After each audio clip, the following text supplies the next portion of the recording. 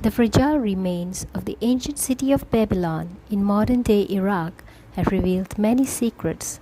The greatest discovery of a vast structure which ancient records suggest was the Tower of Babel.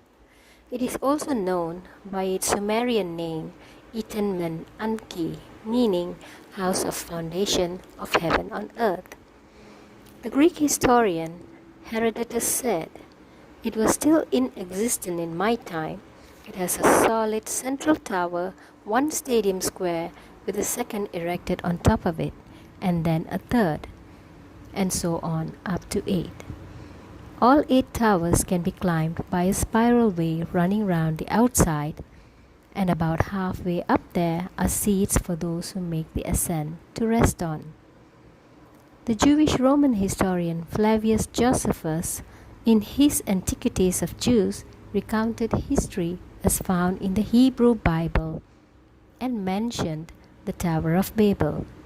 He wrote that it was Nimrod, the great-grandson of Noah, who had the tower built. Nimrod wanted to build cities and is credited with building the Tower of Babel, in the center of a city that would reach to the heavens. The goal of their leaders was to make a name for themselves that would be remembered forever. The Tower of Babel stood at the very heart of the vibrant metropolis of Babylon, in what is today Iraq. It was a city of open squares, broad boulevards, and narrow winding lanes.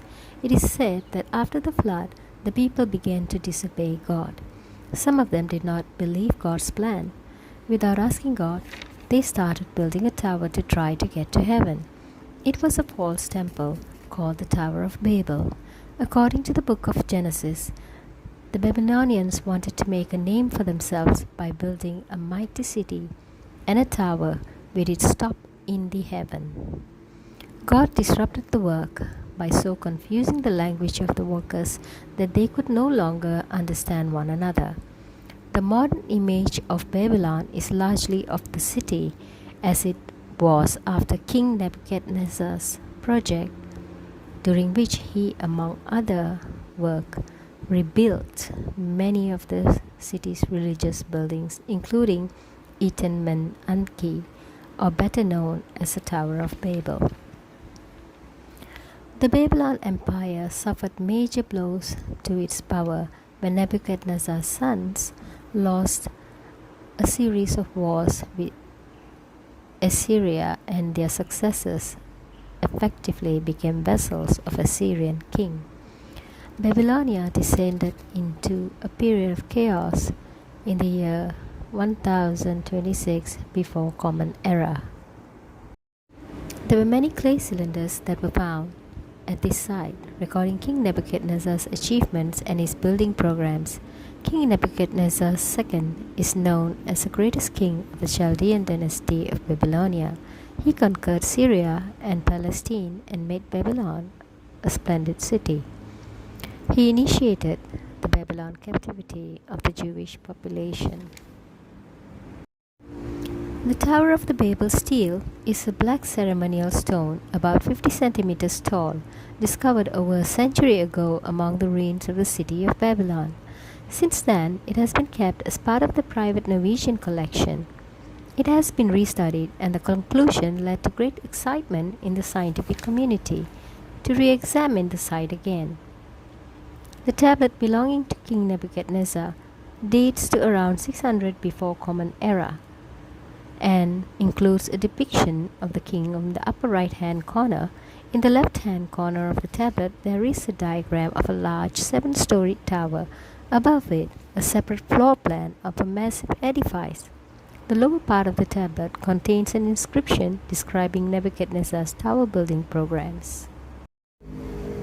Bible verses found in Genesis 11, 1-9. Now the whole world had one language and a common speech. As people moved eastward, they found a plain in Shinar and settled there. They said to each other, "Come, let's make bricks and bake them thoroughly."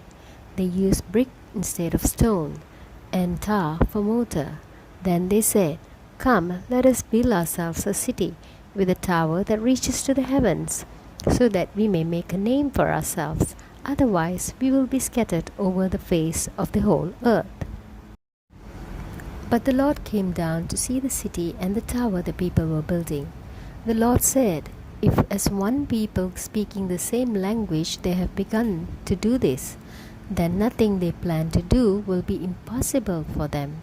Come, let us go down and confuse their language, so they will not understand each other." So the Lord scattered them from there over all the earth, and they stopped building the city. That is why it was called Babel, because there the Lord confused the language of the whole world. From there the Lord scattered them over the face of the whole earth.